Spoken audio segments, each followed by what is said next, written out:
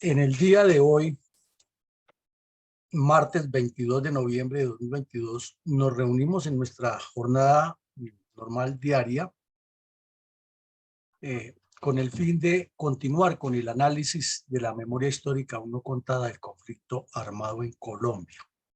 Es la edición número 240 y para el efecto hemos retrotraído en el tiempo un hecho que ocurrió ya hace 24 años y fue el ataque terrorista del autodenominado Comando Conjunto Central de las FARC a órdenes de Alfonso Cano y alias Jerónimo contra los habitantes del municipio de Natagaima en el departamento del Tolima. Este fue un hecho que se sumó a varios ataques terroristas simultáneos contra diferentes municipios del Huila y del Tolima. Ya lo hemos analizado en anteriores eventos. Al final del gobierno Pastrana, al final del gobierno Samper y durante el gobierno Pastrana no hubo un solo municipio de los departamentos del Tolima y del Huila, inclusive del oriente del Cauca, que no haya sido blanco de acciones terroristas demenciales por parte de las FARC. Y aquí vemos una sistematicidad, una reiteración y un enfoque directo sobre municipios específicos. Y el responsable de la dirección de los criminales que perpetraron estos delitos era el sujeto Alfonso Cano, secundado por alias Jerónimo, de quien hemos hablado en varios programas también. Y este municipio de Natagaima, pintoresco, hermoso, con unas características geográficas importantes y con una importancia capital en el desarrollo agrícola del Tolima y del país, pues fue como el blanco predilecto por su ubicación geográfica y sus condiciones sociopolíticas de varias acciones criminales de las FARC, que hoy vamos a resumir muy brevemente en algunas, porque son muchas, para dejar la claridad de que no solamente su vecindario en Dolores, Purificación, Alpujarra y los demás municipios de la zona fueron blanco de acciones criminales, sino que Natagaima también lo ha sido, y en especial sus etnias indígenas, blanco del reclutamiento y la persecución por parte de las FARC. Y todo esto, como lo reiteramos, es una sistematicidad, es una situación reiterada, continua y persistente, no es mencionada en el supuesto informe que nos iba a contar la verdad del conflicto. Entonces, cuando las cosas no se cuentan como son, sino que se ideologizan, pues naturalmente que los resultados no serán los esperados por el pueblo colombiano y la violencia se enseñorará sobre nuestro país. Adelante, mi coronel. Mi coronel, durante varias décadas, las narcoterroristas cuadrillas de las FARC y los demás grupos criminales que de ellas se han derivado han perpetrado innumerables actos terroristas contra los habitantes del departamento del Tolima, donde las terroristas FARC han impulsado un importante centro de abastecimiento logístico. Por este motivo, nuestra Fundación Excelencia, Liderazgo y Transformación siempre resalta en el programa la memoria histórica aún no contada del conflicto armado en Colombia, por medio de un video institucional, el drama de las víctimas de la agresión narcoterrorista del comunismo armado contra nuestro país, los habitantes de nuestras regiones y en toda nuestra nación. En este caso específico, el área urbana del municipio de Natagaima en el departamento del Tolima. Por favor, rindamos honor a esta realidad. Bueno, mi coronel, sí tiene razón usted, las víctimas, y en este caso quiero señalar a un grupo específico, los indígenas de ascendencia Pijao y los niños de ascendencia Pijao que han sido víctimas de las FARC en esta zona y que no se mencionan ni por la academia, ni por los medios de comunicación, ni mucho menos en el supuesto informe de la verdad. Esto debe quedar claro para la memoria de los colombianos y del mundo.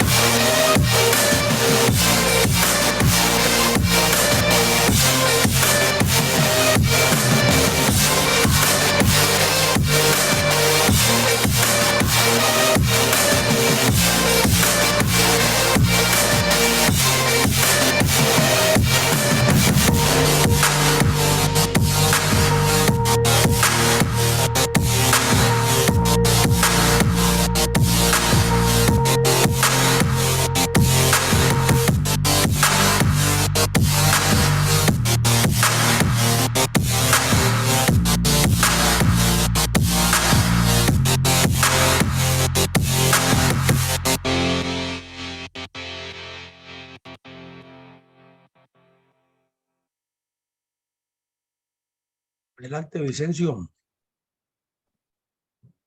Mi coronel, hoy es martes 22 de noviembre del 2022. Nuestra emisión 240 del programa diario de reconstrucción de la memoria histórica, aún no contada del conflicto armado en Colombia, abordará algunos apartes del convulso fenómeno de violencia multiforme, sucedido en el departamento del Tolima, que por años fue convertido en concreto puntal geopolítico y geoestratégico para los intereses de los cabecillas de las FARC y otros carteles de narcotraficantes, con miras a la implantación de un criminal esquema de violencias sistemáticas contra los colombianos, en pos del control terrorista de la zona. Y en ese orden de ideas, ¿cuál es el impacto y cuál es el rol geoestratégico del municipio de Natagaima? Mi coronel, como vemos en el mapa de la izquierda, está el departamento del Tolima en todo el centro occidente de Colombia, sobre las dos cordilleras, la central y la oriental. Y llega directamente al corazón de político administrativo del país, al departamento de Cundinamarca. Aquí se ve la zona de Cundinamarca y aquí la alcanzamos a ver en pequeño. Y este departamento, lo hemos ya explicado varias veces, tiene la característica que se desarrolla sobre el espinazo de la cordillera central, que ha sido la zona históricamente más afectada por fenómenos de violencia, desde el norte del Tolima, donde ha sido muy focalizada, y al sur del Tolima, donde ha sido muy focalizada, que al avanzar hacia el oriente cae al Valle del Magdalena, donde hay tierras muy fértiles, sobre ambas márgenes, la occidental y la oriental del Río Grande de la Magdalena, y luego se encumbra nuevamente hacia la cordillera oriental. Total que por esas condiciones geográficas, el departamento es muy rico en agricultura, pero además, desafortunadamente, muy útil para las guerrillas comunistas que a lo largo de su historia se han expandido en la zona, porque tienen la posibilidad de cruzar el río y pasar a las dos cordilleras o bajar por las dos cordilleras hasta el sitio donde es más estrecho el paso y prácticamente tener un campo de acción, un margen de acción muy amplio con delitos sobre todos los municipios que se encuentran en el piedemonte de la cordillera central o en el piedemonte de la cordillera occidental, o como quienes padecen la desgracia geopolítica o geográfica de estar en medio de esas dos cordilleras sobre el Alto Magdalena en el valle, haciendo un punto de paso y un punto de control y un punto geoestratégico para la proyección de estos delincuentes. Y el caso de Natagaima es bien interesante porque está con Coyaimita al norte, con Yaguará al noroccidente, con Chaparral al occidente y hacia el sur con el departamento del Huila. Sale como la canción, llega al sur al cerro del Payandé. ¿Qué ocurre con eso? Que esta región históricamente fue poblada por los aguerridos indígenas pijaos y muchos de sus descendientes viven en la zona todavía y existe hasta resguardo indígena. Y para ellos, por ejemplo, el Río Grande de la Magdalena es un patrimonio que cuidan porque tiene unos criterios ancestrales. Pero ya han llegado los bandidos de las FARC y les han causado tantos daños a esta gente que han pasado inadvertidos para los medios de comunicación y para la academia. Ahora miramos, el municipio está enclavado en la parte plana, desde el aire, la fotografía nos muestra el río Magdalena en toda su extensión, con los brazos que tiene, lo cual facilita que en esa especie de islas que se forman, que son muchas, haya unos cultivos y haya unos comportamientos ancestrales de estas etnias que han sido vulneradas y han sido sometidas por las FARC a bastante escala. Y lo mismo vemos que a lo largo del río, sobre las márgenes, hay muchas habitaciones muy pegadas allá, y cuando vienen las épocas de creciente o que liberan agua de la represa que se construyó abajo en el Huila, pues se sube el nivel del agua en las márgenes y puede producir inundaciones afectando a estas poblaciones. Pero históricamente han convivido con eso. Son gente muy trabajadora, son indígenas o de origen indígena muy astutos, pero la violencia los ha tenido sometidos. Y aquí vemos en la parte inferior la calidad de la tierra para las plantas ornamentales. Son muy hermosas las plantas ornamentales que hay en las casas, y es otra de las riquezas que falta por explotar allá, porque unos buenos cultivos de flores bien manejados podrían significarle ingresos a estas comunidades. Y al fondo, hacia el occidente, se alcanza a ver ya la cordillera, las estribaciones orientales de la cordillera central. Como vemos, un municipio muy importante, con un potencial grande, tiene en algún sector cultivos de arroz, en la parte plana y más hacia el norte, y tiene otro tipo de desarrollos agrícolas. Esa sería la descripción, mi coronel. Mi coronel, Sí, señor. ¿quiénes son los responsables materiales y autores intelectuales de los ataques terroristas de la FARC contra los habitantes del municipio de Natagaima del Tolima en abril del 98? Responsables principales, intelectuales directos, el secretariado de las FARC, que en esa época estaban vivos los principales que siempre conocimos, o sea, Tiro Fijo, el Mono Jojoy, Iván Márquez, Timochenko, el Cucho Guzmán, y los que estaban de segundo ya haciendo turno ahí, pues Catatumbo, Pastor Alape, Iván Ríos. Todos tienen la misma responsabilidad porque ellos eran los que planeaban y aprobaban de forma macro el tipo de acciones. Pero los que las dirigían ya específicamente en el terreno, pues en este caso era Alfonso Cano, que se estaba alistando para irse para los diálogos del Caguán, que ya los tenían previstos, ya lo habían hablado con el señor Pastrana en su campaña, y era cuestión de días concretar la primera cita.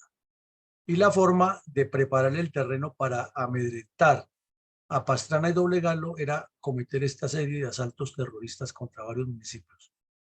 Y directos responsables estarían allí Jerónimo Galeano, que ya murió, y Manjarres, que también murió, alias Adán Izquierdo, que lo asesinó la propia compañera sentimental en plena etapa del Caguán por problemas de faldas.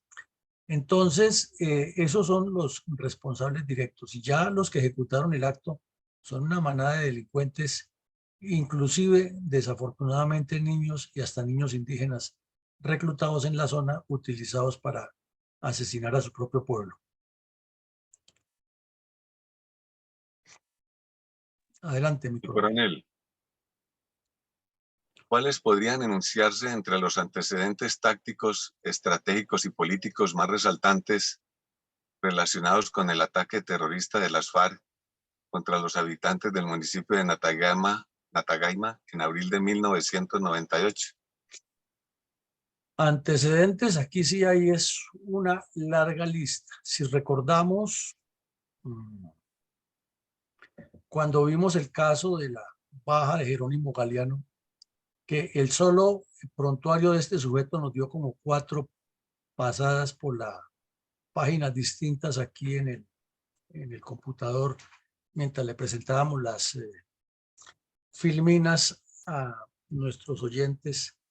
Si ese solo tenía todo ese prontuario, imagínense todo lo que tenía esta cuadrilla, la 21 y la 25 en el sector. Son muchísimos, comenzando por el crecimiento y el desdoblamiento, el reclutamiento que hicieron, pero vamos a ver unos cuantos aquí para formarnos la idea.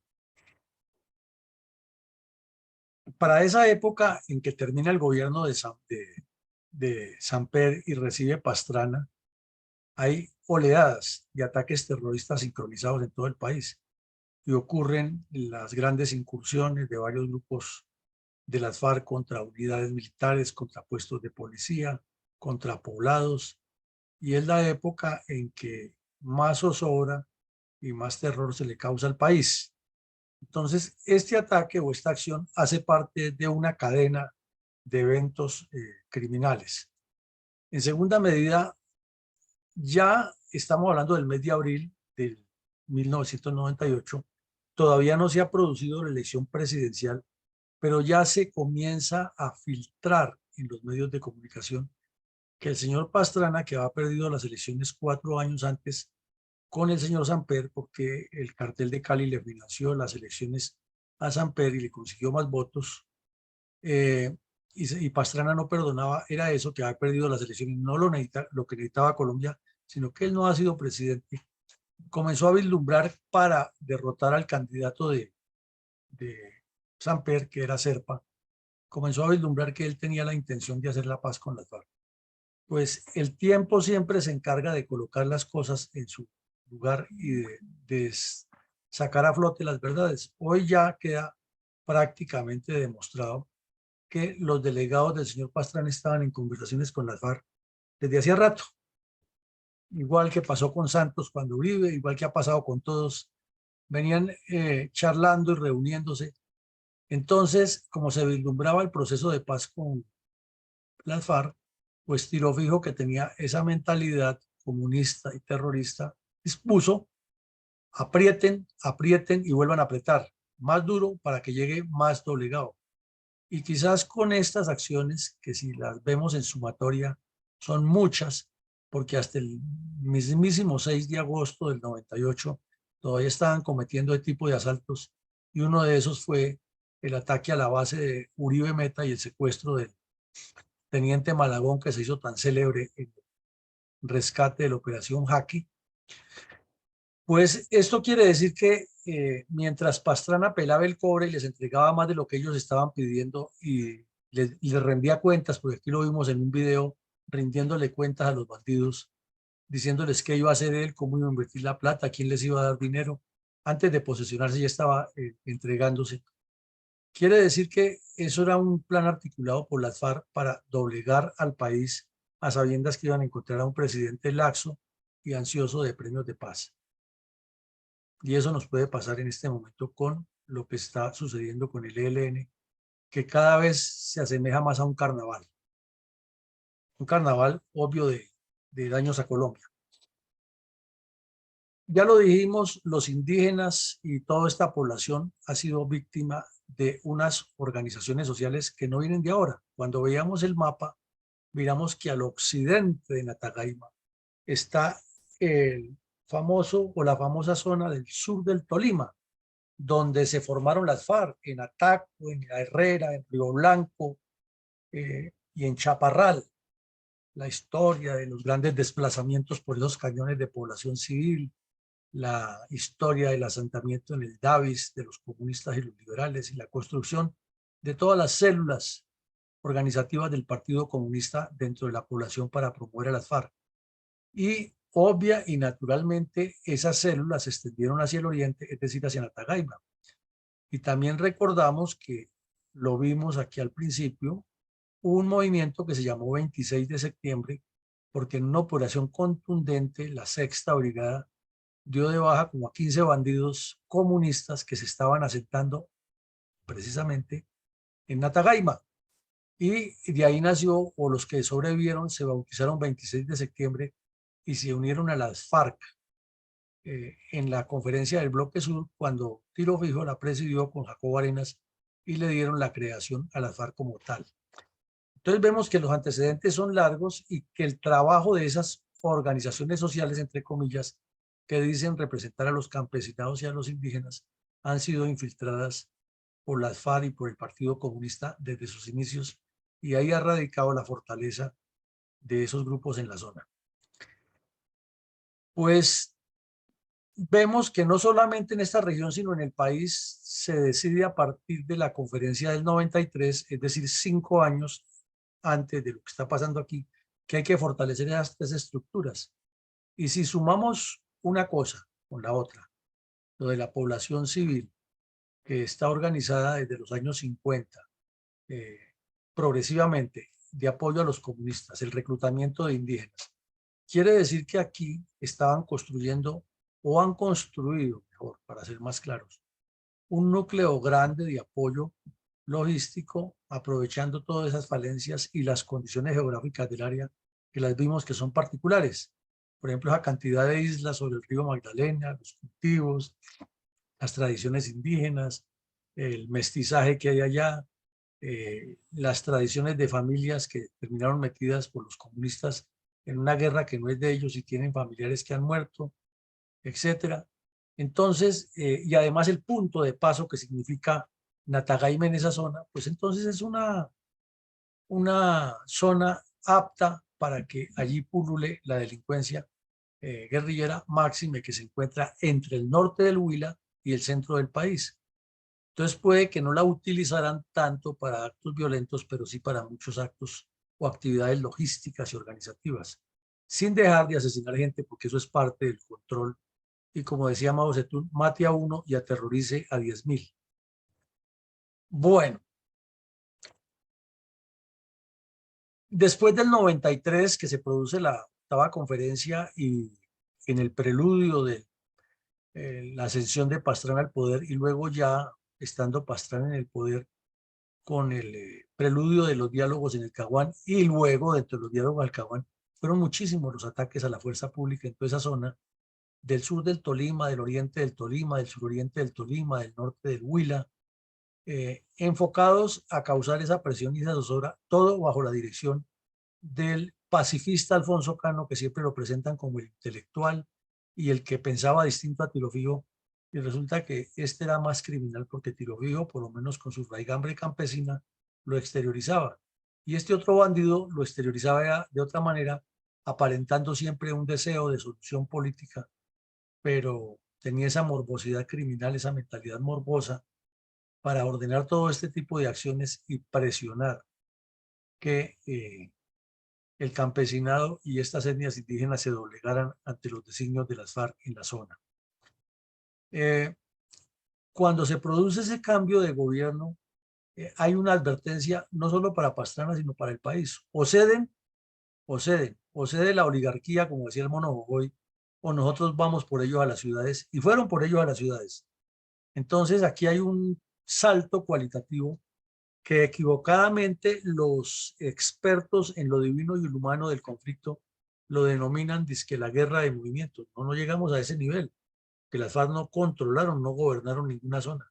Sí tuvieron una capacidad de infantería ligera muy grande, con una acumulación de cuadrillas para atacar masivamente y destruir poblados. Eso se llama terrorismo puro, pero no alcanzaron a tener guerra de posiciones, es decir, que ya fueran inexpugnables y que llegaran a tener hasta artillería para enfrentar un avance de infantería de las fuerzas del gobierno. Eso no ocurrió, pero sí fue una gran advertencia al gobierno nacional y al país que si no nos ceden, nosotros seguimos destruyendo.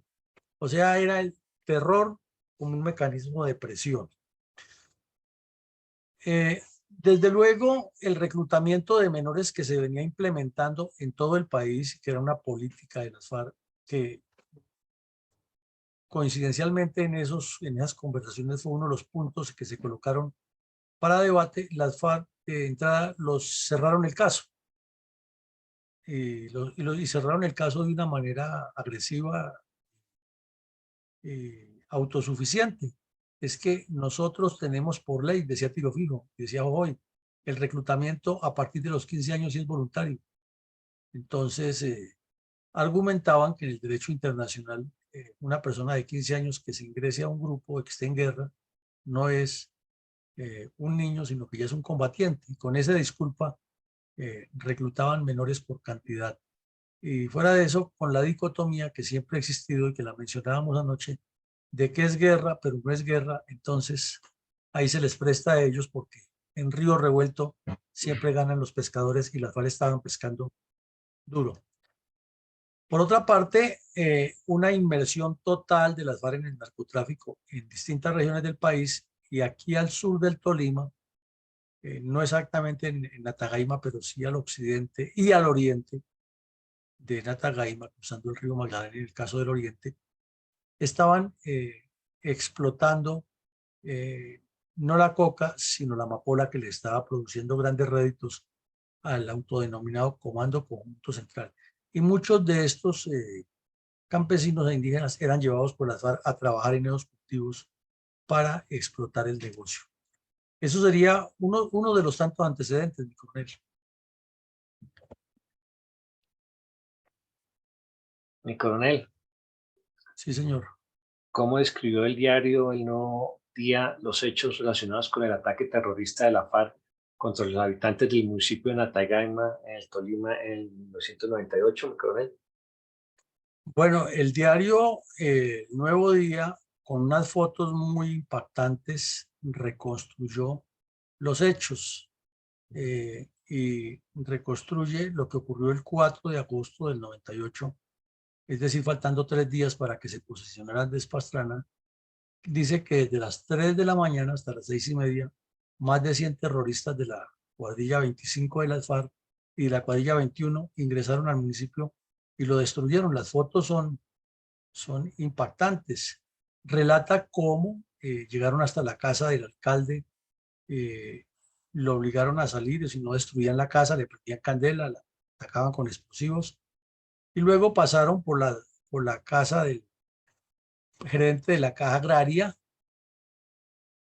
El señor al principio les dijo que la bóveda estaba temporizada, entonces de todas maneras lo hicieron abrir la sede y volaron con explosivos la caja fuerte para robarse el dinero que había allí, varios millones de pesos de la época. 200 millones, por ejemplo, era mucho dinero. Y luego fueron a que les abrieran otras instituciones financieras, y lo mismo hicieron, destruyeron las cajas fuertes y se robaron todo el dinero que hay allá. Cuando la policía recibió la información en Neiva, inmediatamente reaccionó, y en la reacción fue asesinado uno de los policías que llegó allá. Los agentes de policía estaban sorprendidos, algunos vivían en sus casas y tuvieron la dificultad de llegar hasta el cuartel a defender el puesto del ataque criminal. Pudieron actuar con mucha valentía, pero no pudieron impedir la destrucción del poblado como se observa.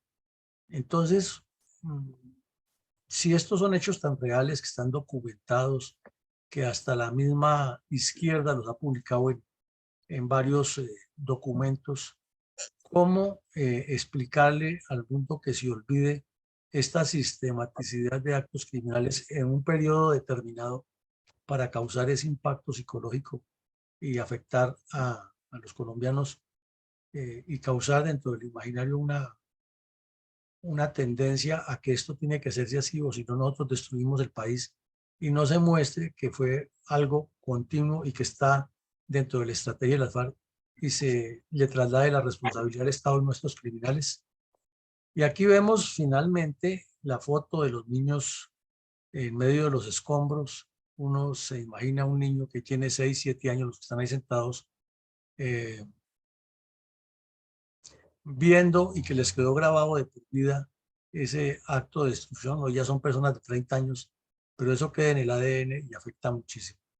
Y lo mismo vemos la foto de abajo, otros niños, una niña que debe tener por ahí 10 añitos, al lado de otro niño, mirando cómo quedó destruida la caja fuerte del banco y cómo quedó lo que quedó del banco. Es increíble.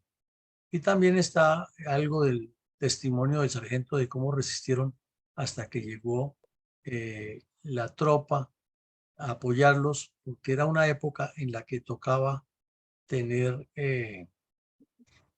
apoyos, o mejor, fuerzas disponibles en las brigadas, en los batallones, pero eran tantos los hechos que ocurrían y tan escasos los medios para reaccionar, que la demora era muy grande, y sobre todo con el riesgo de no caer en emboscadas, como efectivamente cayó esta unidad de la policía que vino desde Neiva rápido a apoyar a los policías que estaban siendo atacados. Entonces, esa fue la descripción que hizo el diario El Nuevo Día, coronel. No, el tiempo, mi coronel. El El diario tiempo, sí, sí, sí, sí. ¿Cuáles fueron las razones de una masacre perpetrada en el 2011 por la cuadrilla 25 de la FARC contra los campesinos del municipio de Natagaima, Tolima? bueno, antes de ver eso, pues veamos que el tiempo había publicado en el 98 toda una crónica sobre cómo ocurrió y describe ahí cómo los tipos fueron llegando, se fueron ubicando alrededor de el municipio, pero además describe que simultáneamente estaban atacando a Miraflores y a Uribe en el Meta, como lo hemos mencionado ahora. Y no solo ahí, en otras partes del país estaban colocando bombas, aquí en Bogotá estaban colocando petardos contra los cajeros automáticos, contra empresas que no les pagaban y tenían extorsionado a muchos de las industrias de Puente Aranda y de los otros sectores industriales de Bogotá, a las empresas que hay en Soacha, las industrias, en Palmira, en Barranquilla. Es decir, todo el sector empresarial estaba recibiendo boleteo, extorsión y secuestros. Y paralelamente estaban atacando poblados. Y esto lo conocía el señor Pastrana, que ya había ganado las elecciones, pero estaba empecinado en que había que hacer la paz, y la paz, y la paz, y los bandidos destruyendo el país. Entonces, vemos que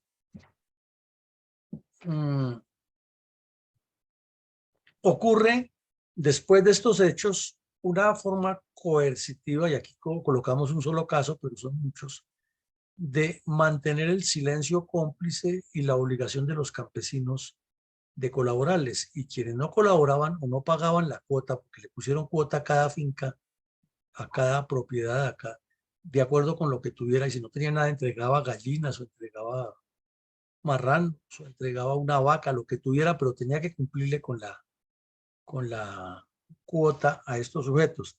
Entonces aquí está el caso de que fueron asesinados 3 personas en una vereda y que está el informe del cuerpo técnico de investigación de la Fiscalía 67, y están los nombres de las personas asesinadas, una de 70, uno de 33 y otro de 24.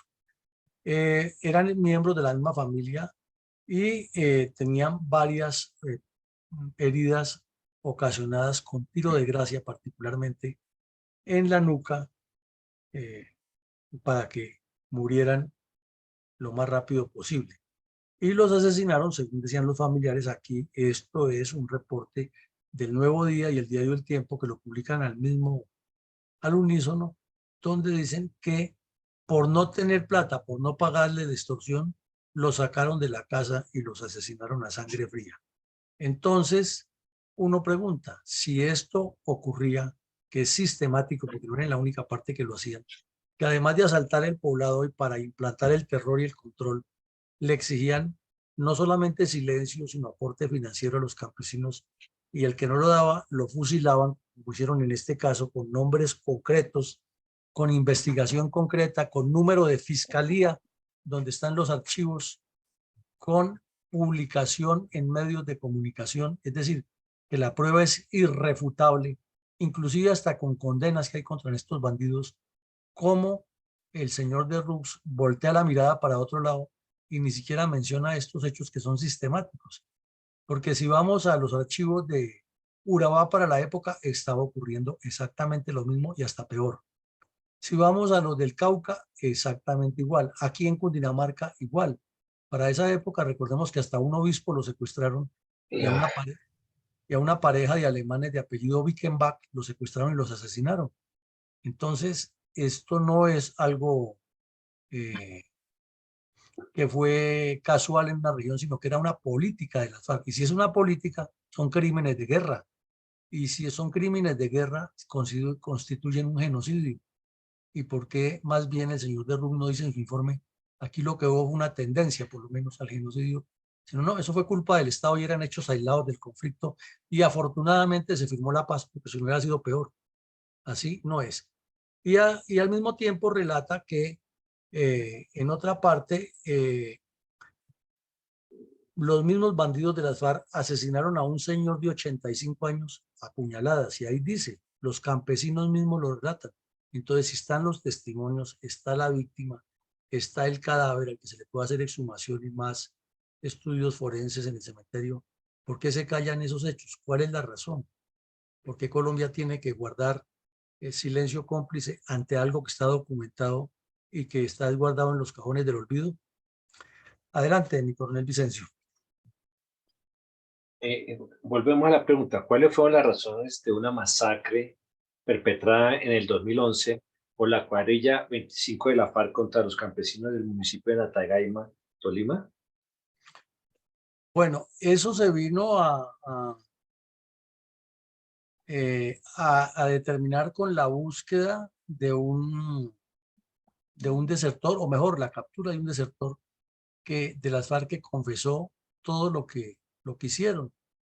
Y una de las confesiones que hizo es bien aterradora, es que se hallaron 6 fosas donde han enterrado a 8 personas que se consideraban desaparecidas y que nadie daba razón y que las FARC negaban que habían cometido esos crímenes.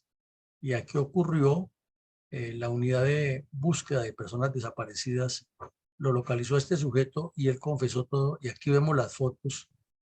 Y esto ocurre durante la etapa final de la elaboración del informe de la verdad del cura de Ruc. Y entonces el señor cuenta que pues él tenía 12 años para la época, perdón, que tenía 22 años, que él tenía a un compañero que también tenía 22 años y que había estado desde niño, desde los 10 años, y que lo asesinaron porque intentó volarse del grupo. Y entonces, en consecuencia, fueron y buscaron a todos los familiares y todos los que le facilitaron la fuga y los fusilaron a 8 personas y las enterraron en fosas comunes. Un crimen tan atroz como ese, en una zona, como se ve, es bastante selvática, de difícil acceso, era común. Y si este bandido confesó apenas ese caso, ¿cuántos más están en la profundidad de las montañas? Y todos esos crímenes comenzaron en la zona por orden de Tiro Fijo.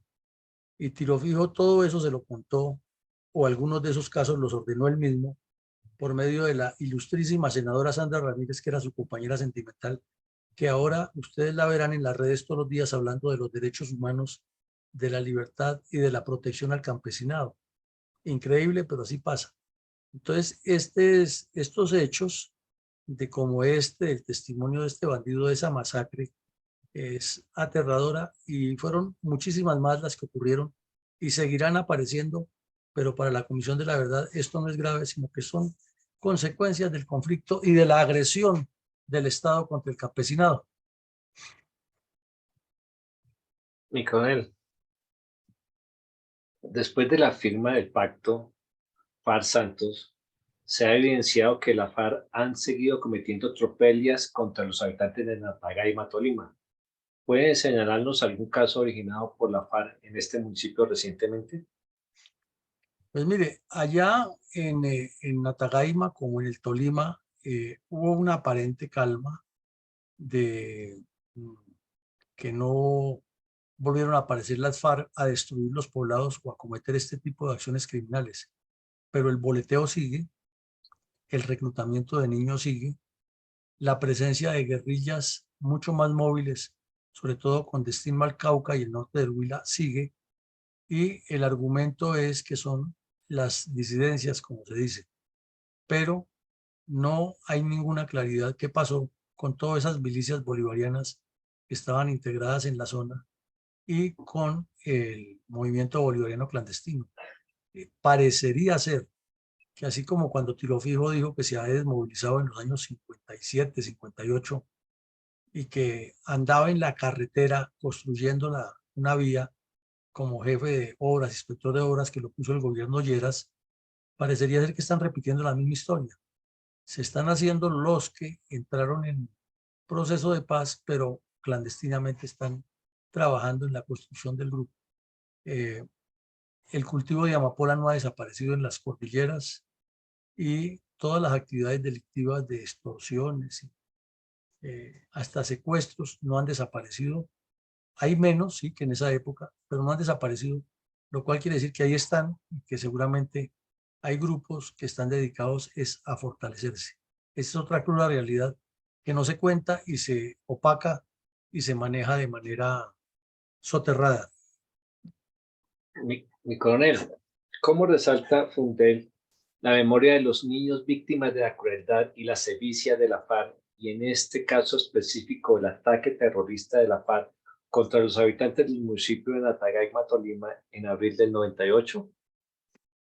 Bueno, sí, siempre lo decimos aquí, la Fundación tiene este video que vamos a ver nuevamente, resaltando el drama de la niñez en medio de estas atrocidades, cuando es utilizada o como escudo humano para cometer los crímenes o como actores para que los cometan, o lo que es peor, como víctimas o como blanco de la acción de estos delincuentes.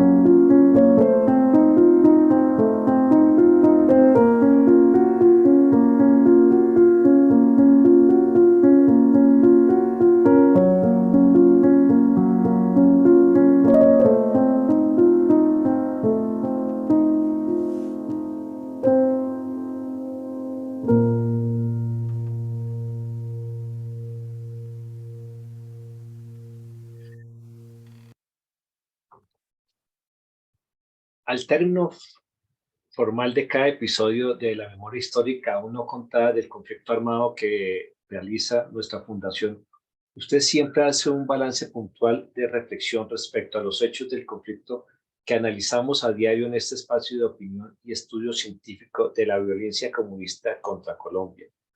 ¿Cuáles reflexiones estratégicas tiene hoy respecto al ataque terrorista de la FARC contra los habitantes del municipio de Natagaipa en 1998? Pues son, como siempre, muchísimas, ¿no? Muchas reflexiones que surgen de esto, pero vemos que la secuencia de ataques terroristas urbanos en diferentes regiones, y en específico aquí en el Tolima y el Huila, indican que había un objetivo muy claro del señor Alfonso Cano de destruir todos dos departamentos y de apoderarse por medio del terror del control político y geopolítico de toda esa zona y de amedrentar la población para crear una especie de república independiente con dos departamentos supremamente bien ubicados y con una incidencia grandísima en las dos cordilleras, la central y la oriental, y el valle del Alto Magdalena. No hay que haber hecho un gran estudio en profundidad, sino mirar el mapa y colocar con unos alfileres los sitios donde hubo esos actos terroristas y las fechas, y se saca la conclusión de que fue algo planeado, previsto y orquestado de manera sistemática, cronológica y crónica contra la población civil de esos municipios, y que sin embargo nadie le ha dado la trascendencia a eso y lo han mirado es como acciones terroristas. Es que estaba la situación tan deteriorada que atacaban distintos poblados y no se entra en detalle que hay una política sistemática y sistémica de destruir el país y de generar ese odio y esa violencia. Y todo eso contenido en el plan estratégico del 82, del 93, en dos conferencias, la séptima y la octava, en el pleno ampliado que hicieron en el Caguán durante el gobierno de Pastrana, mientras negociaban la paz estaban haciendo los cabecillas un pleno ampliado para refinar todas estas acciones criminales e incrementarlas. Y luego, cuando ya pasa al gobierno de Uribe, que Alfonso Cano decide integrarse a la acción de guerrillas móviles nuevamente y terrorismo puro, con el plan Renacer. Esa violencia calculada en las capitales, lo hemos dicho, no era aislada, no era solamente sobre las capitales, ni sobre 30 ciudades que ellos determinaron como ejes, como pivotes de su acción criminal, sino que es una violencia simultánea hecha en distintas regiones con el fin de generar la sensación de que todo está bajo su control. Y si le miramos internamente que las ciudades de Ibagué y Neiva estaban en el epicentro de todo este desarrollo, pues se sobreentiende que el ataque sistemático y continuo contra los otros municipios apuntaba a controlar completamente estos dos departamentos y lo que vendría por extensión. Entonces, mientras en el Caguán tenían toda la Orinoquía despejada por el señor Pastrana, porque no eran 5 municipios, sino toda la Orinoquía y en total la Amazonía, casi a sus expensas para el narcotráfico. Aquí en el centro del país, muy mañosamente, el señor Alfonso Cano estaba dirigiendo la destrucción de los municipios de 2 departamentos, ampliando la frontera de esa zona de extensión, y erróneamente se decía era que los bandidos atacaban estos pueblos y se replegaban a la zona de extensión. Claro, esa era la estratagema, pero el objetivo estratégico era muy grande, era causar una especie de liberación en esas zonas para ahí sí pasar a la guerra de movimientos, que era el siguiente paso. No es que estuvieran en la guerra de movimientos, estaban preparándose para pasarla y lo estaban construyendo por medio del terror. Bueno, ya lo vimos y lo explicamos, esto no ocurre de la noche a la mañana. Todas estas organizaciones clandestinas que están allí ubicadas, que van alimentando y facilitando el camino a las FARC, vienen desde hace rato, y los cómplices están incrustados dentro de las organizaciones sociales y campesinas de la zona. Desde luego esto tiene una explicación, y es que hay un periodo de 20 años de sistemática laxitud de todos estos gobernantes que ocuparon el Palacio de Nariño desde Belisario Betancur hasta Andrés Pastrana, o sea, Virgilio Barco, César Gaviria, Ernesto Samper y el mismo Pastrana. Y por eso las FARC le vieron el punto débil al Estado y aplicaron la máxima de Mao Zedong, ser fuerte donde el enemigo es fuerte, porque eran unas fuerzas militares que ya tenían una capacidad superior y los enfrentaban duro, pero también eran fuertes donde el enemigo es débil. O sea, las debilidades que tenía el señor Pastrana, el señor Samper, el señor Gaviria, de no tener claridad acerca de lo que querían y de no darle la dotación suficiente a esas fuerzas que, aunque tenían capacidad, no tenían la suficiente dotación ni el respaldo político para actuar, como parece que está sucediendo ahora. El Tolima es un departamento que, sobra reiterarlo, tiene una posición estratégica privilegiada para avanzar sobre la capital de la República, y así ha sido a lo largo de las guerras civiles y la violencia en Colombia. Desde allá se ha avanzado hacia la capital o se han replegado de la capital hacia allá porque las montañas, la geografía lo permite, y la ubicación de distintos poblados facilita el movimiento interno y la forma de vivir los controles del Estado. Una vez más quedó demostrada allí con estos ataques terroristas la eficiencia de ambos, de explosivistas y pisasuaves. Los pisasuaves para hacer las incursiones sorpresivas, llegar a asesinar a los campesinos, aproximarse hacia el poblado y atacar por sorpresa a la policía, y luego los explosivistas para llegar con los cilindros bomba, con las minas que dejaban, porque esa es la otra que no se menciona para nada en el informe de RUC, la cantidad de minas que dejaban colocadas como trampas explosivas en los poblados después de atacarlos, para que cayeran todo el que pasara por ahí, civiles, niños, señoras, ancianos, soldados, policías, todo el que pasara por ahí caía en una trampa de esas y perdía la vida o perdía sus extremidades. Y la acción de los pisasuaves que llegaban silenciosamente a las veredas a cometer este tipo de masacres, como lo acabamos de ver, o lo que es peor, a asesinar a un señor de 85 años a cuchillo para no causar ruido y no gastar munición, como decían ellos. Entonces, ahí vemos un hecho que también se olvida intencionalmente por el señor de Rux, y que da la sensación de que todo esto es una sumatoria de actividades perfectamente planeadas desde la óptica del crimen.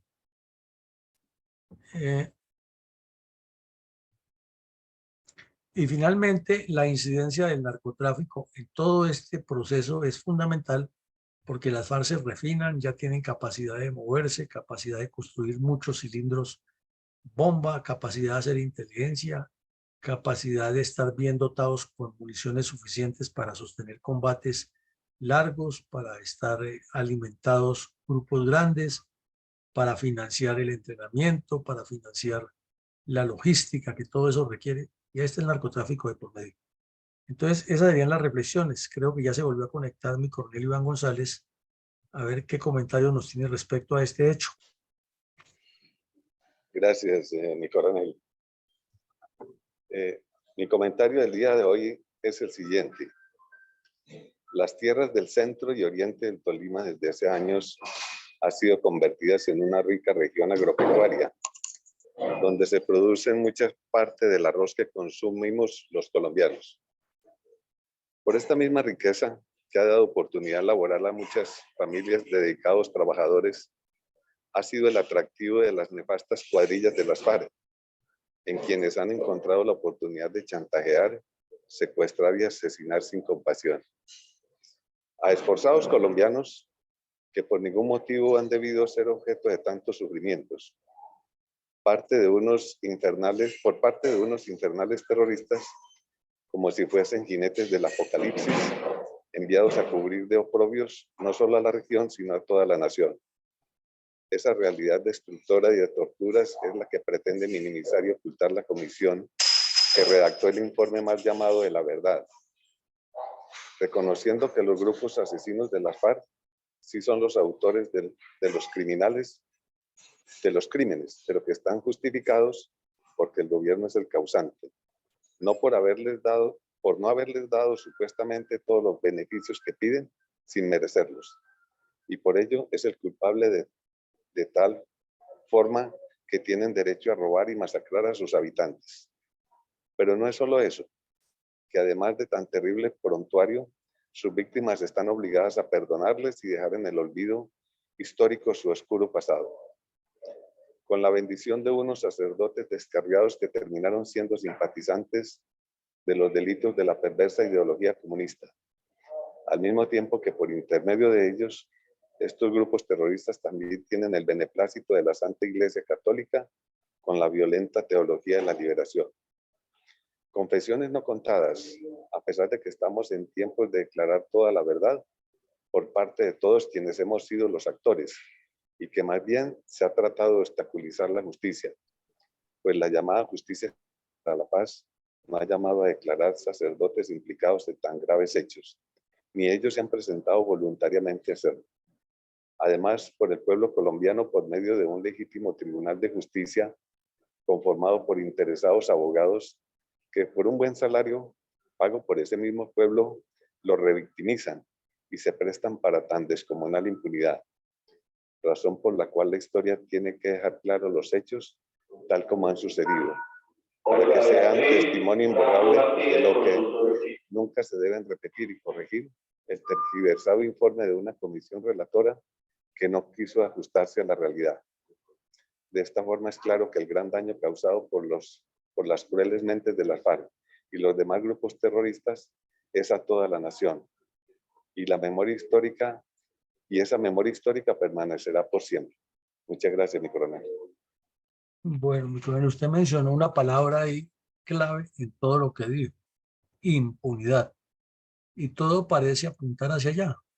La desinformación, la información incompleta, la laxitud política de diferentes gobiernos, la siniestra inclinación de la JEP para únicamente crucificar a los miembros de las fuerzas militares y la policía y salvar el pellejo de los bandidos, la indiferencia de los colombianos frente a los hechos, la connivencia de algunas organizaciones, entre comillas, sociales con estos delincuentes, y la falta de profundidad de la academia para llevar los hechos sobre la realidad, más la escasa incidencia de los medios de comunicación para contar la verdad o para mantener al día, reiterando los hechos que ellos mismos informaron, aunque fue de manera escueta en algunos casos, pero que están documentados.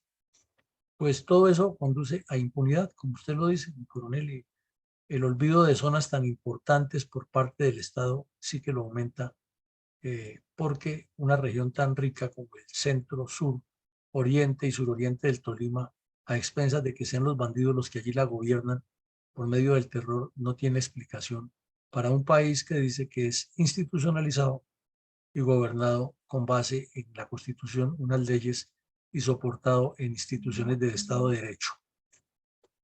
No sé si mi coronel Vicencio tenga algún comentario también al respecto. Mi coronel, indudablemente todo este conflicto en esta región exactamente donde, como dice mi coronel González, de la región no solamente es de arroz, sino también de ganado. Es una región muy rica, son regiones muy ricas, con muchos ríos, mucha población, muchos todo. Pero es la posición estratégica de la Taigaima entre entre las cordilleras y el plan es grandísima, y donde los delincuentes delinquen fácilmente y se pueden ocultar, hacer cualquier daño en tierra firme, digamos, en el plan, se suben a las montañas y se replegan fácilmente.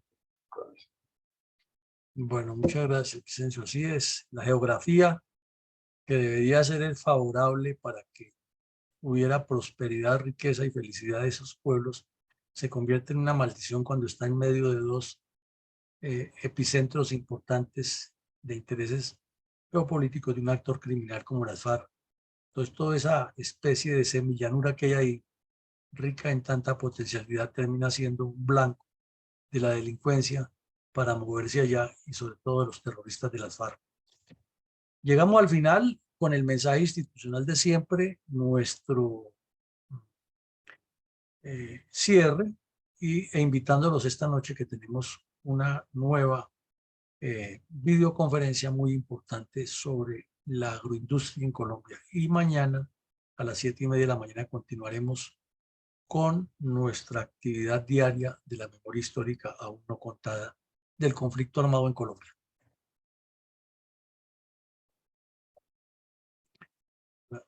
¿Qué pasó? Se pegó.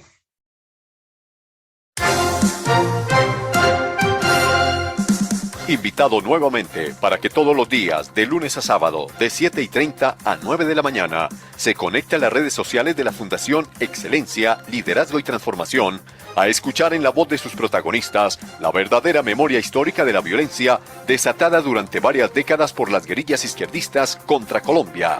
Lo esperamos en nuestra próxima emisión.